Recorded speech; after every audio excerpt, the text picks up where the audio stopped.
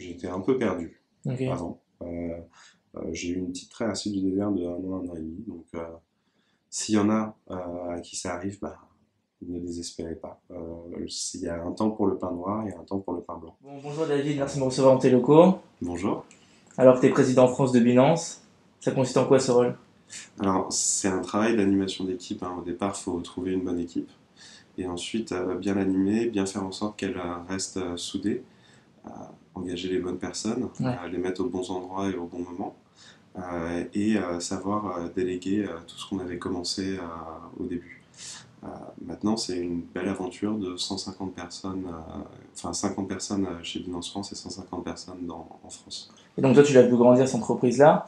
Comment est-ce que tu fais, étape par étape, finalement, à construire là cette belle entreprise en employant des gens de confiance? C'est pas facile. C'est facile si on prend les bonnes personnes. Ça va sembler très,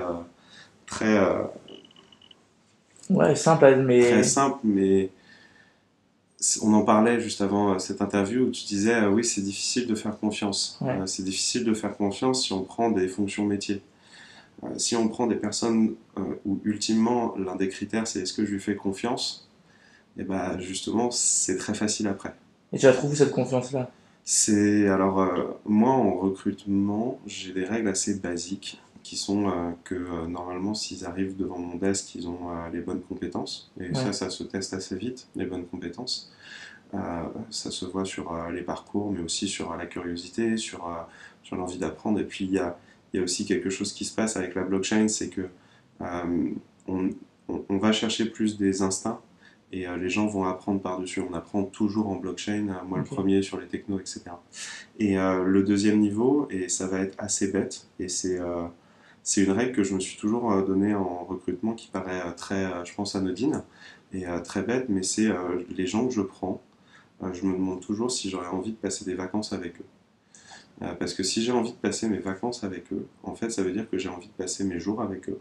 Ça veut dire qu'en fait, aller au bureau, c'est un plaisir. Ouais. Se retrouver, c'est un plaisir. Que ultimement on se fait tous confiance et on travaille tous ensemble et que voilà on va passer un bon moment en fait Ouais. tous ensemble à la fin de la journée je pense que c'est ça la recette en fait Ouais, d'une magique, équipe, ouais. c'est est-ce qu'on est tous ensemble en train de passer un bon moment et si on le passe tous ben, on va tous vouloir s'aider. On va tous s'y retrouver.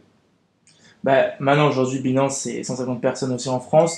On va dire que généralement, c'est comme la première plateforme d'échange de crypto-monnaies au monde. Quel est le rôle de la branche française dans cette réussite-là?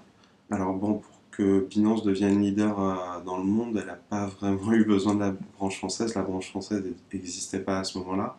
Binance, c'est l'histoire d'une start-up qui a voulu faire voilà, une bourse de crypto-monnaie dans un premier temps et qui en 6 mois s'est retrouvée à avoir la plus grosse bourse Ok, centralisée de crypto-monnaie. Et à partir de là, a voulu répondre aux questions des communautés, répondre à leurs besoins, développer plus de produits on top sur la ok. blockchain via l'échange centralisé.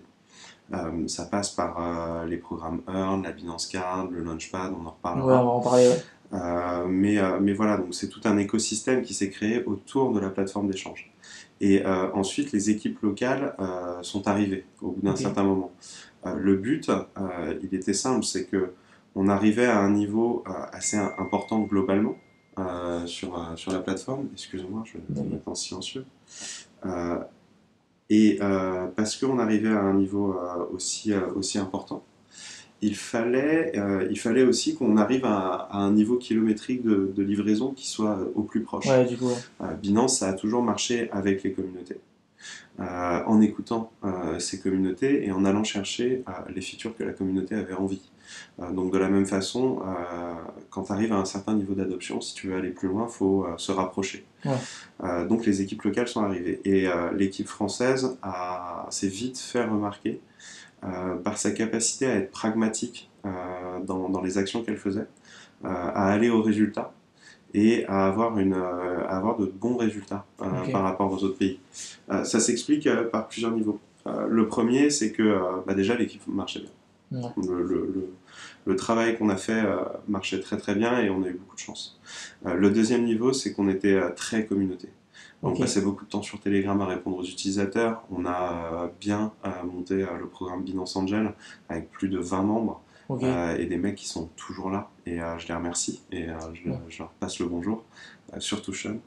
Euh, et après, il y a aussi euh, une communication où vraiment on avait envie que nos utilisateurs deviennent des power users. ok, Notre idée, c'était que pour avoir une plateforme qui fait de meilleurs résultats, il faut que les utilisateurs connaissent mieux la plateforme. S'ils connaissent mieux la plateforme, ils prennent mieux des décisions. ouais, Et à partir de là, si on a les utilisateurs qui s'y connaissent le mieux en blockchain, par exemple d'Europe, eh ben on ouais, est le pays le plus important d'Europe de facto. ok, Donc en fait, on a passé notre temps à éduquer plutôt qu'à vendre. ok, Avec un pragmatisme qui était, on n'est pas là pour convaincre les plus gros, mais pour prendre les plus convaincus et les propulser. ok. C'est-à-dire que si une personne veut passer du temps sur la plateforme, Apprendre, ouais. voilà, et a du mal à comprendre, et ben en fait, il faut vachement prendre du temps avec cette personne parce qu'on peut lui donner des ailes. Et je pense que c'est le bon moment, bah, là maintenant, pour que tu nous expliques un peu ce qu'est la technologie blockchain, comment elle fonctionne, et pourquoi en fait elle est si importante pour le secteur de la crypto-monnaie. Ouais, alors, blockchain et crypto-monnaie, on mélange toujours un peu les genres. Alors, la blockchain, c'est la base de données et le système de base de données qu'on utilise très souvent dans les crypto-monnaies. Ok, Et pour vous expliquer un peu l'innovation technologique que ça apporte, alors, c'est des concepts qui sont vieux comme le monde et qui existent, mais c'est des concepts de sécurité informatique. ok, C'est-à-dire que les bases de données, par exemple bancaires aujourd'hui, pour assurer le flux d'argent, on a mis des bases de données dans chaque banque, bases de données qui peuvent se faire attaquer, etc. Mais la banque est responsable de l'intégrité de sa base de données. Et elle le fait plutôt bien, mais ça lui apporte beaucoup de coûts. Des fois, il y a des attaques, des fois, il n'y a pas de virement pendant 6 heures et vous ne savez pas pourquoi. hmm, C'est parce que la banque est sous attaque, qu'elle a verrouillé ses protocoles pendant 6, 8, 48 heures. ouais, Euh, la blockchain est un système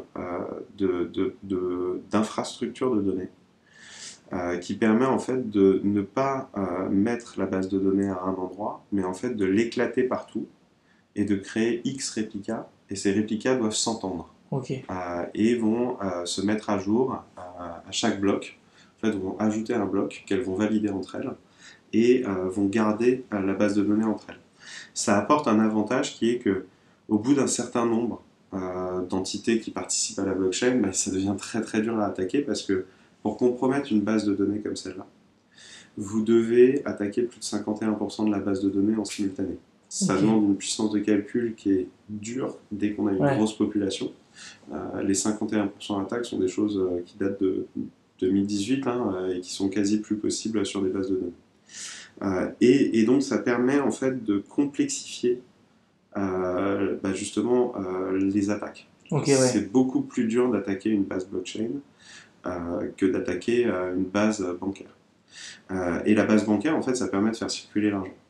Donc on voit à peu près que une fois qu'on a créé une blockchain, on a créé deux types de choses. On a créé une base de données qui peut permettre à des gens qui ont des intentions différentes de se retrouver. ok, Donc là où il y avait deux choses différentes, mais des classifications et des nomenclatures à faire, bah, en fait la blockchain pourrait y ça occupe, ouais, répondre, voilà, pourrait créer cet endroit partagé ouais, où on s'assure que l'information est bonne, a été écrite par un tel, un tel, un tel. Et la deuxième, c'est bah, si on a une base de données qui est sûre, on peut l'utiliser comme un registre comptable qui permet de transférer des objets de valeur.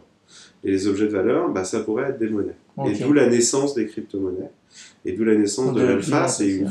fois une fois que Satoshi avait lancé sa blockchain, c'était pour lancer le système du Bitcoin, qui est un système de transfert de valeur Ok, à valeur finie, et où en fait les règles qui changent sont déjà bah, cette base de données qui est assez intéressante, avec les règles de la blockchain, d'une blockchain transparente, on peut voir tous les portefeuilles, on peut voir toutes les transactions en ouais, clair. Et le deuxième, c'est les règles de l'émission du Bitcoin. Le Bitcoin, c'est pas une monnaie comme les autres. En fait, le dollar a ses propres règles d'émission, ouais, l'euro a ses propres règles d'émission, la lire turque aussi. Chacune apporte des résultats d'inflation et des résultats de valeur et de richesse qui sont bien bien différentes pour ouais. chacune. Mais le Bitcoin en a une qui est extrêmement particulière. Bon, du coup, ta spécificité, c'est que tu es président de France, et donc on va parler un peu plus de la France. Qu'est-ce que tu penses, toi, de la législation française sur les crypto-monnaies? Est-ce qu'elle est favorable ou défavorable à l'industrie? Comme toute régulation, elle permet de poser un cadre qui permet certains usages. Ensuite, il y a l'application de cette régulation. Aujourd'hui, la régulation française par rapport à la régulation globale Hmm, est en avance, ok. je trouve. Elle peut permettre de prendre des opportunités, et pour l'écosystème français et pour les acteurs. Autant, mais dès le départ, il faut comprendre quelque chose. C'est que pour une régulation soit utile, il faut qu'elle soit valorisée par les clients, le Mhm. retail, etc. Et donc, l'arrivée de Mika en Europe en 2025 pourrait la rendre intéressante. Ok, est-ce que tu peux développer sur Mika un peu? Mika, c'est marketing cryptoactif. Ok. En fait, ce qui va être assez intéressant avec Mika et ce qui va permettre quand même quelque chose d'assez intéressant pour l'Europe, c'est que avant, l'Europe c'est 27 pays. Ouais, On vérifiera. ouais, c'est vrai, ça se Euh, fait. le problème de cette situation-là, c'est que 27 pays ont 27 régulations différentes, où des Mhm. fois il y en a une, des fois il n'y en a pas, chacune ayant des spécificités Bien différentes, sûr, ouais. des applications différentes. Ce qui veut dire que tu peux avoir 27 setups techniques Mhm. différents. Différent, ouais. Et ça va de la conservation des cryptoactifs qui doit être différente, par exemple, d'un Ouais, d'un prochain pays à l'autre, proche, ouais. à la vérification d'identité, qui là est radicalement différente d'un pays à l'autre. Ok. Et en fait, le fait est que quand tu as ce genre de choses, ce n'est pas des problèmes qui s'additionnent, c'est des problèmes qui se multiplient. En Ouais. fait, c'est puissance 27. Tu vois, tu as trois problèmes puissance 27. Ouais. Ça devient extrêmement compliqué. L'avantage de Mika est qu'il va permettre d'avoir un framework unique pour 27 pays. Ah, c'est au niveau de l'Europe. Voilà. Ok. Et donc, ça permet en fait de poser une règle et une application.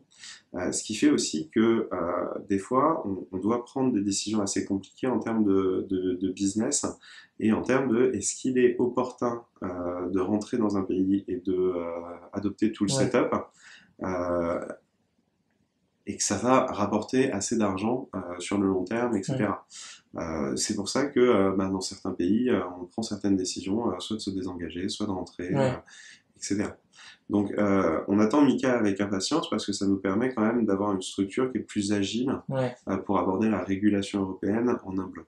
Mais du coup, ce qui est intéressant, c'est que l'adoption des crypto-monnaies va se faire au niveau, on va dire, peut-être vers du haut, c'est-à-dire avec la législation européenne, donc on l'espère avec Mika. Mais en même temps, et vous travaillez dessus, il y a la communauté derrière. Alors moi je pense que ça commence par la Ouais. communauté et après l'un entretient Entraîne l'autre. l'autre. C'est une histoire de vase communicant. Avec toujours, quand il y a un déséquilibre, c'est pas bon. En fait, la communauté monte jusqu'à un certain moment, qui a un besoin de faire une Ouais. régulation un peu plus renforcée, puis après la communauté baisse jusqu'à un certain moment, qu'on se rend compte que la régulation, elle doit quand même apporter de l'agilité à un Ouais. marché. Donc pour moi, c'est un équilibre et une balance. Néanmoins, il faut comprendre une chose, la régulation est là pour protéger les épargnants. Ouais. Donc, plus il y a d'épargnants, plus il y a aussi un enjeu Il y a à un les besoin, ouais, c'est protéger et un ça. besoin à les protéger. Et le besoin devient important, Ouais. prioritaire, fondamental. Donc, pour moi, l'avantage, si tu veux, c'est que on a eu une régulation française qui a, si on l'a, quand on l'a compris, euh, te permet d'opérer en France sous un framework clair dès le début. Ouais. Il y a eu d'autres régulations qui étaient moins claires, plus compliquées à aborder, qui demandaient plus de requirements, Ouais. etc., etc. Là, on a bien vu que tout le monde peut passer la première étape. Hmm. Maintenant, qu'en est-il de la deuxième et de la troisième étape? Ça va être le jeu de cette année. Ouais. Parce que même les banques, maintenant, elles s'y mettent. Et donc derrière, on voit qu'il y a finalement une législation qui est en tout cas permise en France. Voilà, et c'est intéressant. On se rend compte que, et le passage de Binance a permis cet effet positif qui est d'avoir mis un coup de spotlight Ouais. sur la régulation française et aussi de l'avoir introduit de la bonne façon pour ce qu'elle pouvait Ouais. apporter. Ouais. Tout le monde n'avait pas compris ça. Et les banques ont maintenant saisi l'opportunité aussi de rentrer dans un schéma d'adoption crypto, ce qui est assez drôle, Ouais. parce que 2 ans avant, on était plutôt considéré comme en retard sur ce domaine-là, et Hmm. maintenant on commence à s'équiper. Néanmoins, deux choses. La première, c'est qu'il faut rester humble. Il y a encore beaucoup, beaucoup de Ouais. chemin à Pourquoi? prendre et on n'a pas du tout gagné. Et la deuxième, c'est que la France a un malin plaisir à savoir casser ses jouets. Donc il va falloir quand même ne pas crier victoire trop vite Ouais, et continuer à avancer. Il vaut mieux prendre beaucoup d'avance, même ouais, quand on va dans la bonne direction, que être tranquillisé par le fait qu'on soit dans la bonne direction. ouais. Le mal français, il est d'avoir pas assez confiance en soi quand il faut l'avoir et d'avoir trop confiance en soi quand il faut Ouais. commencer à être vigilant. Donc on doit avancer à pas cadencer. Et donc tu le dis, il y a une adoption qui se fait qui est de plus en plus importante, et même au niveau des institutions. Les banques centrales, elles parlent de vouloir faire quelque chose en lien avec la blockchain pour une crypto-monnaie à l'échelle européenne. Est-ce que Binance et finalement les deux crypto-monnaies, c'est compatible? C'est encore trop tôt pour le dire. Ouais. On n'a pas encore ni les schémas de la Banque centrale, c'est encore à l'état d'expérimentation, de Mhm. discussion, de tout ça. Moi, je pense que c'est pas notre mission à l'heure actuelle. Nous, notre mission, il est à un niveau plus terre à terre, qui Ouais. est de ce qui se passe sur la blockchain aujourd'hui, Ok. et pas ce qui va s'y passer dans 10 ans. Le problème, c'est que si on construit les choses pour dans 10 ans, Ouais. écoute, on se revoit dans 10 ans, mais en attendant, Plaisir. euh, qu'est-ce qui se passe aujourd'hui? Et la force de Binance, c'est son opérationnalité au day-to-day. C'est qu'en fait, on a, comme tu l'as dit, l'une des plus grandes bourses de crypto-monnaie Ouais. sur le marché et qu'on l'opère tous les jours. Et c'est un métier. Et c'est pas automatique. Ça Ouais. demande énormément de ressources. Ça demande des équipes dédiées qui font beaucoup de travail, notamment en régulation, en Ouais. compliance, etc., pour être sûr que l'utilisation de la machine se fasse le Ouais, mieux j'aime pour bien. les Ouais. utilisateurs. Et après, on a beaucoup d'innovations technologiques à apporter, mais des innovations sur un temps court ou sur des réponses précises de besoins immédiats des utilisateurs. Les discussions sur les CBDC et tout ça, je les laisse aux experts Ouais. dont le sujet est vraiment intéressant pour eux. Moi, mon sujet à l'heure actuelle, c'est de réussir à faire tourner cette plateforme tous les jours, Ouais. mais aussi de, par cette utilisation, créer des vecteurs d'adoption. Ouais, et démocratisation. Bon, on va poser une dernière question sur sur la France. Comment dire, il est comment l'écosystème français, on va dire au niveau concurrentiel? Il y a le développement aussi d'autres plateformes. Comment est-ce que Binance, vous vous distinguez de ces autres plateformes-là? Alors déjà, bon, il y a plusieurs questions. L'écosystème français, il est français, mais il commence à me faire plaisir. C'est assez drôle parce que les messages qu'on donne sont, je trouve, très bien perçus. Quand on est arrivé il y a 2 ans, on a bien montré qu'on allait mettre un coup de lumière, mais que le travail allait être Ouais. à faire Il y a un peu de des, travail, des, ouais. des écosystèmes euh, et des différents protocoles et que tout le monde pouvait y prendre sa place, mais que le but n'était pas de bravo, vous avez gagné, Ouais. allez-y, c'est bon. Non, c'est vous avez des opportunités, maintenant prenez-les. L'écosystème français, je trouve, est assez dynamique et très intéressant. Ok. On voit qu'il y a des protocoles à forte technologie, il y a des entreprises qui existent déjà et qui sont considérées comme des licornes, Ledger, Sorar, bien d'autres, hein, Ouais. j'oublie. Mais on a des très bons protocoles aussi qui sont restés. Curve, malgré son récent problème, est Mm. quand même un protocole qui tourne très bien. Euh, on a Tezos, etc. Donc on a un écosystème vivace. Néanmoins, on voit quand même des strates entre les protocoles très hexagonaux, les protocoles qui vont s'internationaliser très vite. Il faut s'internationaliser très vite en blockchain. Mm. Si on est décentralisé, c'est justement le but. Ouais. Mais c'est quelque chose que je vois s'améliorer de jour en jour, et en plus parce que la France s'est vraiment ouverte au monde. Et c'est un mouvement qu'il faut continuer à avoir. Ouais. Les gens doivent voyager, les gens doivent aller voir du monde ailleurs, et pas lancer leur petit protocole français qui Ouais. résout une petite question française. Ça va pas très vite et ça se fait vite balayer. Mais on voit justement cette demande d'ambition qui devient plus grande de l'écosystème français et des gens qui y répondent. Donc c'est très volontaire et Mm. c'est très positif. Prometteur, ouais. Ouais. Du coup, tu viens de nous dire que tu as commencé chez Binance Angels. Aujourd'hui, président France Binance.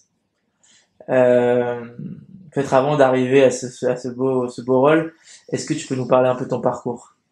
Oui, enfin c'est toujours un peu bizarre, c'est toujours très français les parcours. Moi j'ai été, donc on va commencer le parcours par le début, Allez, mais chronologiquement. Moi j'étais plutôt en école d'ingénieur à Grenoble, et ensuite j'ai fait un master spécialisé à HEC, parce que je voulais plus m'orienter vers du marketing et vers des fonctions comme ça. Plus que aller dans du bureau d'études ou de l'ingénierie, je trouvais que c'était des temps trop longs. ok, Que ça, et je respecte énormément, mais trop dur à maîtriser pour moi en temps long. Donc je voulais quelque chose de plus réactif et ce milieu-là me correspondait mieux. Euh, Suite à ça, j'ai fait 3 ans dans le luxe, où je me suis bien amusé, j'ai appris des connaissances assez fondamentales euh, de réalisation, d'opérationnalisation. Le luxe, c'est un milieu qui ne pardonne pas, hmm, dans le sens où l'excellence de ce que tu veux livrer. ouais, On prend énormément de temps à bien faire les choses. Et c'est très important de bien faire les choses en luxe. Il y a une exigence qu'on ne retrouve pas dans certains secteur, ouais. secteurs. Ce qui m'a permis quand même de livrer des trucs de haute qualité, hein, parce qu'on y prend le temps. Et ça, c'est intéressant, parce que des fois, on n'a juste jamais l'habitude de faire ça. Et dans une carrière, je trouve que c'est intéressant. Et ensuite, bah, c'est des rencontres. J'ai rencontré un mentor. J'étais un peu perdu Ok, avant. J'ai eu une petite traversée du désert de un an et demi. Donc, s'il y en a à qui ça arrive, bah, ne désespérez pas. Il y a un temps pour le pain noir, il y a un temps pour le pain blanc. Quand vous mangez votre pain noir, bah, préparez-vous bien et équipez-vous. On l'a tous vécu, je pense, dans notre génération. Et après, j'ai rencontré un mentor, des mentors, et j'ai rejoint Gutenberg avec Stéphane Ville, qui était un ancien d'Adobe. Et on a travaillé sur l'animation commerciale, avant-vente, puis directeur du produit. Alors là, j'étais bien dans le digital, j'étais bien dans mon domaine que je voulais. Et je pouvais agir sur une plateforme et avec une équipe de dev ouais, et avec des clients et avec des utilisateurs. On est monté à 8 millions d'utilisateurs. Donc ok, c'était très intéressant. Et après, j'ai fait mes petites pas de R&D où en fait j'ai fait une IA très rapidement, un chatbot un peu énervé avec Google.ai sur l'île de Ré pour rigoler quoi. J'ai fait une application sur les gestes qui sauvaient avec le SAMU. Enfin voilà, je faisais pas ouais. mal de trucs à côté Tu pour. veux toucher à tout un peu. Je voulais rester aiguisé. Ouais, Et après, bah, voilà, j'ai découvert la blockchain. J'ai vu que que ça restait quand même un milieu qui était assez jeune et non professionnalisé en 2017, qui avait besoin de gens qui ont une pierre à apporter, un peu ouais, d'expérience, etc. J'ai pensé humblement que je pouvais peut-être y apporter quelque chose. J'ai commencé à y dédier mon temps. J'ai créé avec des amis Issan, Baptiste, le Club français des crypto-monnaies, qui était un espace Facebook où en fait, vu qu'on n'aimait pas les affiliations et qu'on était un peu trop feignant pour signer des bons partenariats d'affiliation, bah, on a tout interdit en affiliation. Donc au moins c'était un espace neutre. ouais, Et ça avait un vrai intérêt à exister. Donc on avait 8-10 000 membres qui discutaient tous les jours et qui s'enseignaient via ça. Avec David Servet, on a créé Blockchain at HEC, qui est devenu un gros club à HEC qui maintenant fait des événements tous les mois à HEC pour ouais, éduquer sur la crypto.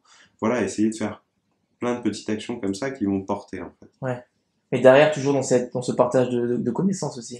Ben oui, on ne peut que faire ça et c'est peut-être la chose la plus pertinente à faire. Alors, on n'était pas là pour vendre la blockchain, mais on était là pour dire aux personnes qui sont en train d'y rentrer, voilà un petit coup de boost et ici vous pourrez poser vos questions, qu'elles Ouais. soient stupides, etc. Au moins, on vous fera gagner un peu d'expérience un peu plus vite. Et donc, comment l'opportunité s'est présentée pour aller, enfin, pour entrer chez Binance? Bon, très simplement, hein, il y a eu un poste qui a été ouvert chez Binance de directeur France. Comme Et ça. ouais, comme ça. Et non, bah non, avant, ce qui était drôle, c'est qu'il y avait eu un poste de Community Manager France qui était sorti. Et j'avais Tu as postulé. apply. Ouais. J'avais appelé. Bon, c'était drôle. Et je me disais, ouais, c'est sûr que je vais l'avoir. J'ai la culture, j'ai tout, j'ai machin, etc. Et je suis arrivé et je me suis pris une belle pelle. Et ça fait du bien. Ça fait du bien parce que j'ai compris en fait ce qu'ils recherchaient suite à ça. J'ai compris un peu ce qui me manquait. J'ai compris aussi pourquoi. Enfin, le Ouais. pourquoi. Et ce qui est assez drôle, c'est que quand le poste de directeur France est arrivé, là j'ai eu pas mal d'amis de chez Binance qui m'ont dit, écoute David, ça peut être une opportunité. Et je me posais la question, etc. Et j'ai foncé parce que ça pouvait être intéressant, même si t'as peur. Ouais, bah ouais. T'as peur pour plein de raisons, hein. T'as peur du deuxième rejet, hein. T'as peur. C'était la même personne? C'était différent, mais c'était quand même Ouais. solide, Stylé, musclé. ouais. Ça c'est fini. Mais c'était voilà, c'était une opportunité. Il y a que les coups qu'on tire. Mm. Donc il faut se mettre aussi en situation. Et ça s'est bien passé parce qu'en fait j'avais compris suite au Le premier premier rejet. échec. Et en fait, en soi, les échecs sont des. Enfin, je vais faire des grandes maximes d'entrepreneurs à full shit, mais les échecs sont des sacrées réussites quand elles sont bien prises. C'est-à-dire que sans cet Sans échec, l'épreuve, ouais. sans avoir échoué à ça, et ben en fait, si j'avais pas vu cette offre que j'ai pas eue, et ben je serais peut-être arrivé sur cette offre à froid Mm. et je me serais planté littéralement. Ouais. Donc en soi, je suis très très content de mon échec. Donc maintenant, depuis que tu as ce rôle-là de président France, c'est quoi le plus grand défi que t'as pu connaître? Pas facile. C'est drôle, hein, c'est pas facile parce que pour moi, le défi, c'est la création de tout ce qu'on fait et la continuation de ça. C'est un sacré challenge. Ouais. Ça m'excite beaucoup et ça nous excite, je pense, tous, ça nous anime tous dans l'équipe. C'est quelque chose qui, comme je disais à tout le monde, on a l'opportunité de créer ça et on va le créer et une fois. En fait, ça peut pas être recréé après. Ouais. Donc rien que ça, Juste pour ça. c'est hyper intéressant. Néanmoins, il y a énormément de challenges. Le premier, c'est qu'il n'y a pas de playbook, pas de guide. On est dans un secteur extrêmement innovatif, il n'y a pas de vérité, il n'y a pas de manuel. Mm. Donc il faut savoir bien faire en prenant les leçons des secteurs analogues, hein, bancaires, etc. Bien faire les choses en régulation, en compliance, bien avant que ce soit plus que nécessaire. Mais en même temps, il faut savoir aussi avancer, créer une équipe, etc. Ouais. Il faut rester humble, hein. On ne naît pas pour faire ça. Personne hein, autour de nous. Et donc, moi, je suis content d'avoir un board qui m'accompagne, Christelle, Stéphanie, qui ont les expériences et qui sont capables de combler mes faiblesses à moi et inversement Comment proportionnel. C'est un jeu où, en fait, il faut créer quelque chose qui tient. Mm. Et c'est là où, si tu veux, c'est la différence entre, voilà, enfin, tu vois, tout le monde peut avoir les. Déjà, voilà, je vais faire des analogies pourries.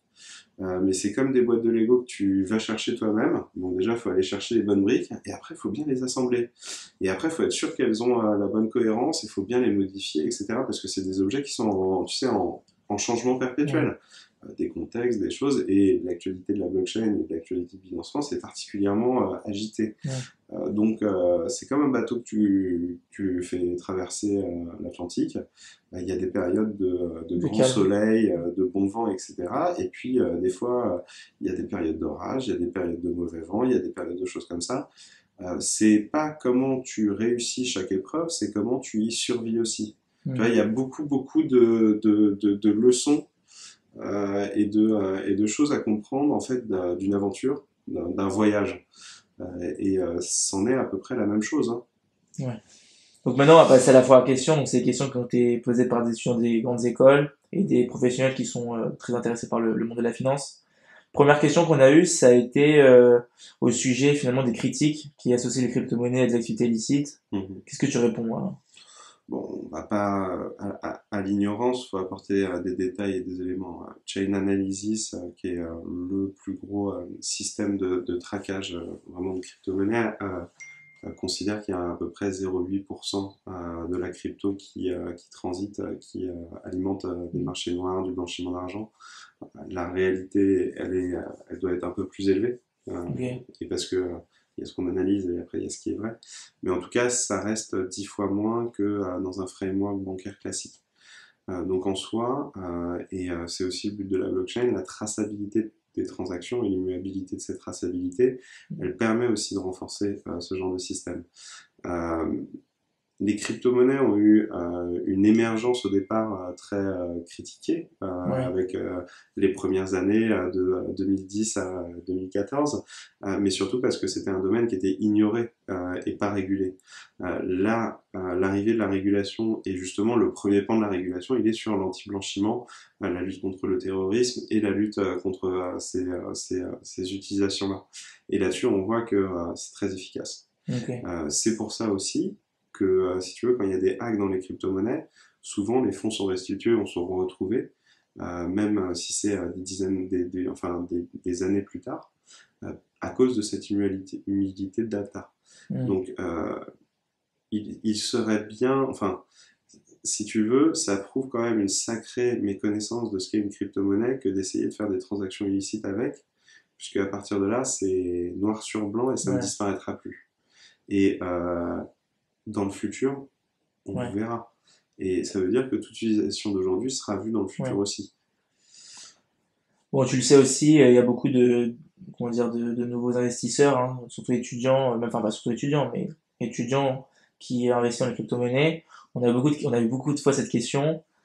C'est quoi les crypto-monnaies que tu vois gagner en popularité ces prochaines années? Alors déjà, en fait, il n'y a pas de règle immuable à ça et il y a des approches qu'il faut développer. Ok. Il y a beaucoup d'étudiants qui sont arrivés dans le secteur des crypto-monnaies. Moi, je vais déjà rappeler les phrases d'Owen Asher.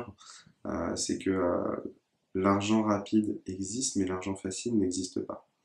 En crypto, on peut faire de l'argent, on peut le faire rapidement sur des coups de chance, etc., ou sur des coups très réfléchis, mais être capable de faire ça Hmm. demande beaucoup de travail en amont. Donc, ce n'est pas un jeu de hasard. Et bien au contraire, si vous le prenez comme tel, vous allez perdre. Ok. Voilà. Donc, il faut rester très calme devant ces phénomènes-là. Et il ne faut pas se mettre en risque. Il faut apprendre.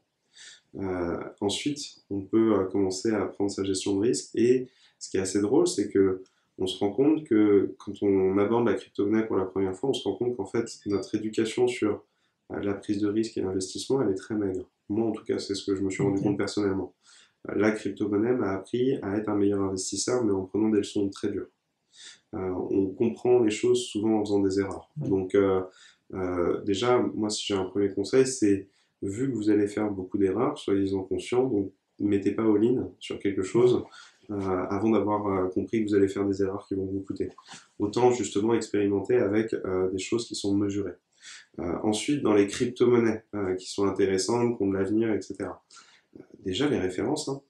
Bitcoin, Ethereum, BNB sont trois crypto-monnaies qui marchent très bien. BNB te permet aussi d'interagir avec la plateforme, avec le Launchpad, Ok. qui permet de participer à des émissions de tokens qui sont listées sur Binance. Tu peux faire des très très bonnes API avec et garder le BNB comme un outil sur la plateforme. Hmm. Bitcoin, Ethereum, c'est des protocoles, enfin monnaie et protocoles qui sont amenés à rester, qui sont des protocoles leaders, donc c'est intéressant de parier sur eux quand personne ne parie sur eux, etc. Ouais. Ensuite, plus on va vers de l'extérieur, plus notre connaissance de la blockchain, mais aussi notre expérience doit être aiguisée. C'est-à-dire que des nouveaux projets, des projets naissants, peuvent marcher à un moment, s'effondrer pour d'autres raisons, et c'est la connaissance de l'écosystème et du milieu qui fait qu'on est capable soit de bien s'orienter dans ces endroits-là, de repérer des red flags, d'avoir des décisions d'investissement qui sont pas juste du j'y vais pas Ouais. à l'envie, mais plus d'études, etc. Malheureusement, on ne juge pas un protocole ou on ne met pas en lending notre argent sur un protocole juste parce que la homepage est belle. Il faut vérifier que le projet soit audité, il faut aller lire le rapport d'audit parce que une audit c'est cool, voir les manquements qui ont été trouvés sans les nôtres. Hmm. Il faut après prendre ses décisions en face de ça. Ok. Pour moi, justement, euh, quand on va dans la blockchain, il faut être humble sur l'apprentissage qu'on va en faire. Et surtout, plus on va vers des modèles exotiques, plus il faut comprendre qu'on a des chances de se rater.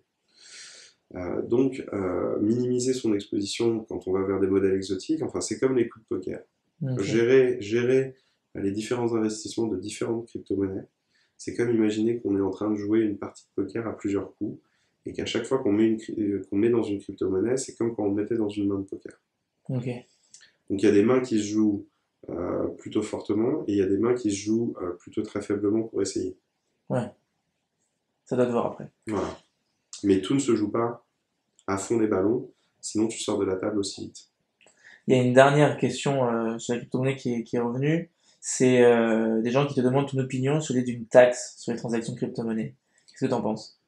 Alors, il y a déjà un système fiscal, on ne va pas en rajouter un, ça suffirait. Moi, j'aimerais bien une taxe sur les transactions financières dans ces cas-là. Enfin, soit on en fait une sur tout, soit on en fait une sur rien. Euh, Par contre, ça amène une question qui est intéressante, c'est la fiscalité des crypto-monnaies. Où on va là-dessus, où on en est, etc. C'est un secteur innovatif qui aujourd'hui est la fiscalité française et enfin donne peu d'avantages, mais on a quand même quelques-uns.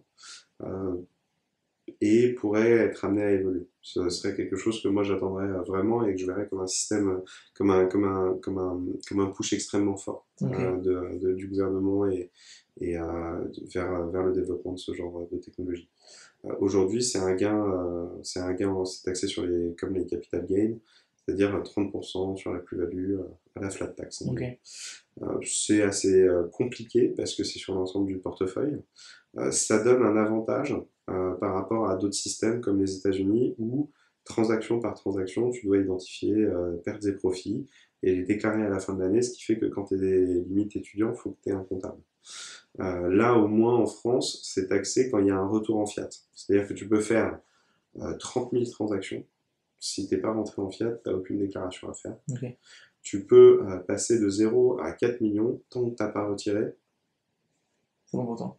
Tu n'as pas Ouais. de déclaration, enfin, tu n'as pas Déclaration à grand-chose faire. à dire. Ouais. Tu as une déclaration juste si tu as t'as un compte de plateforme à Ouais. l'étranger, bon, dans français français, et on te demande de dire à peu près les crypto-monnaies que t'as. Mais t'as pas forcément de choses à payer ou de choses à déclarer tant que tu n'as pas fait de retour en fiat. Alors que dans certains systèmes, c'est dès que tu agis, tu vas devoir Ok. commencer à déclarer, donc calculer ton profit, donc etc., provisionner ton profit. Donc on a un système sandbox qui nous permet quand même d'aller un peu plus mieux vers quelque chose. Ouais. Donc évidemment, c'est des étudiants qui posent la question et donc cette question-là, elle est revenue. Pour toi, c'est quoi les compétences les plus précieuses pour réussir dans le secteur de la finance et peut-être plus précisément dans le secteur de la blockchain et de la crypto-monnaie? Alors finance, je connais pas parce que j'ai pas un background de finance, donc je dois l'avouer, Ouais. je dois le prétendre. Enfin maintenant, j'ai les pieds dedans, mais Ouais, tu j'en apprends ai quand un même. regard très très humble dessus qui est que Mhm. je ne pense pas être un financier et je ne suis pas. Donc je pourrais pas vous donner de conseils sur la finance à part travailler dur et expérimenter beaucoup. Mhm. Moi, ça, c'est plus des conseils de personnes curieuses qui a voulu créer des choses. Et je pense que c'est intéressant parce qu'à chaque fois que tu crées, t'en tires quelque chose. À chaque fois Ouais. que tu fais un projet, etc., t'en tires une certaine expérience. Donc pour moi, c'est intéressant d'aller dans ce sens-là. Le deuxième conseil que j'ai, c'est justement, enfin, dans la blockchain, c'est ta capacité à aller tester les choses et à connaître les protocoles et l'entièreté des choses, Ouais.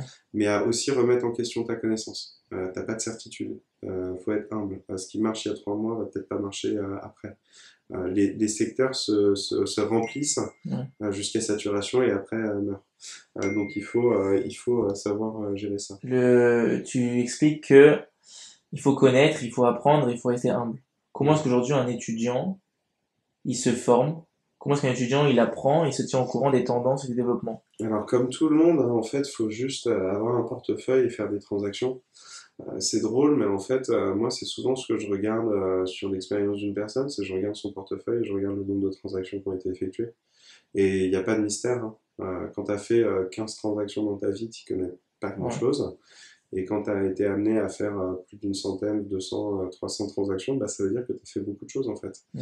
Et donc ça veut dire que tu es allé souvent sur tel endroit, un achat. Ça peut être des staking que tu fais sur une plateforme tous les jours ou toutes les semaines ou tout ça, mais c'est la répétition et la Ouais. constance qui fait la connaissance. Bah, si tu me dis, bah ouais, j'y connais bien la blockchain, j'ai lu plein d'articles et tout, et t'as une ledger, non, j'en ai pas, et t'as un portefeuille, bah non, j'en ai pas, Ouais, Ben, en fait, encore à on apprendre. n'y est pas. Ouais. Tu vois, ça va être assez drôle, mais moi, ma première semaine dans la blockchain, ça a été, je crée un portefeuille, je vais acheter 15 euros de Bitcoin, je l'ai fait passer de mon portefeuille centralisé à mon portefeuille décentralisé, je regarde la transaction, et ah d'accord, ok, ça marche comme ça.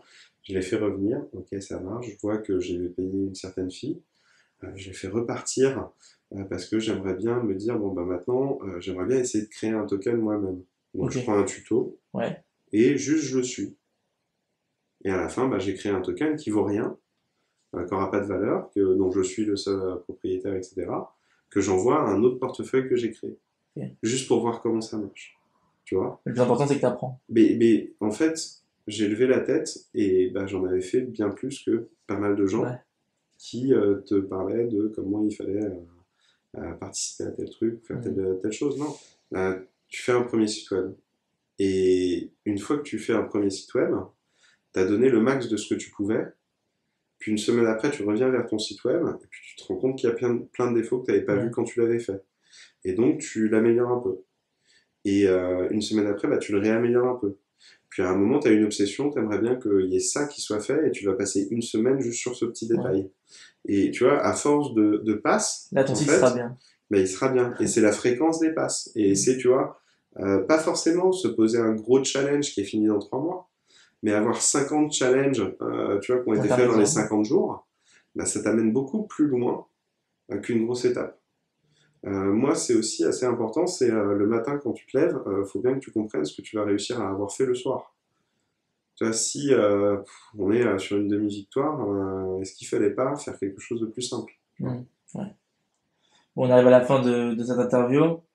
Nous, on a l'habitude de laisser le mot de la fin à l'invité, donc à toi, ce soir.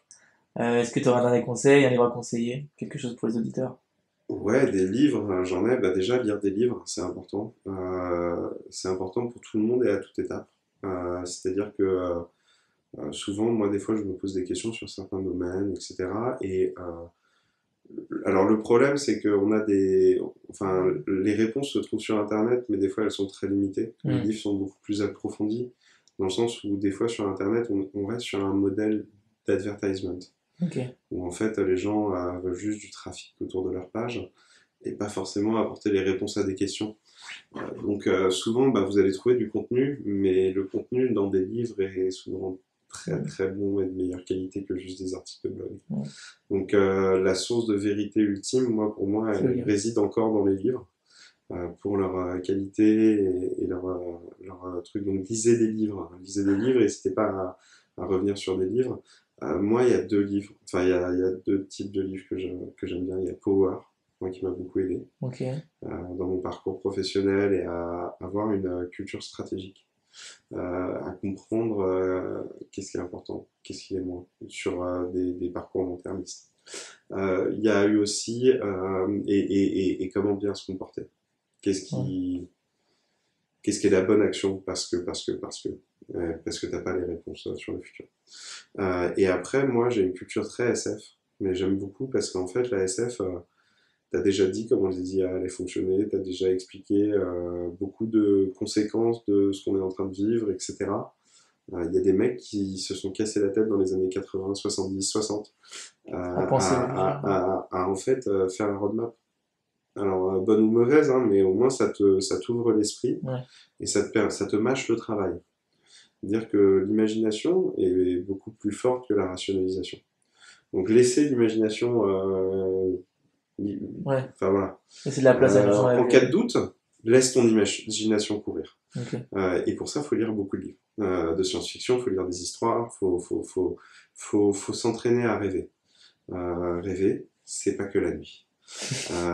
Et faut pouvoir voilà, être capable d'allumer la manette quand tu veux. Et les livres sont une très très bonne Ouais. porte à développer ton imaginaire. Donc là-dessus, alors si vous êtes un peu geek et que vous aimez les IA, Hamilton, Asimov, Kadik, voilà, c'est des mecs dans la science-fiction qui sont des tueurs, qui ont développé beaucoup d'univers autour de ça, qui limite vont vous parler de mondes qui sont pas si loin que ça, Ouais. ou très déformés, mais qui disent beaucoup de choses. Dan Simmons, voilà, il y a Faites-vous une bibliothèque sur la science-fiction si vous êtes dans le digital ou si vous êtes dans ces domaines-là. C'est pas possible autrement, vous allez être toujours surpris. Ok. Merci David. De rien.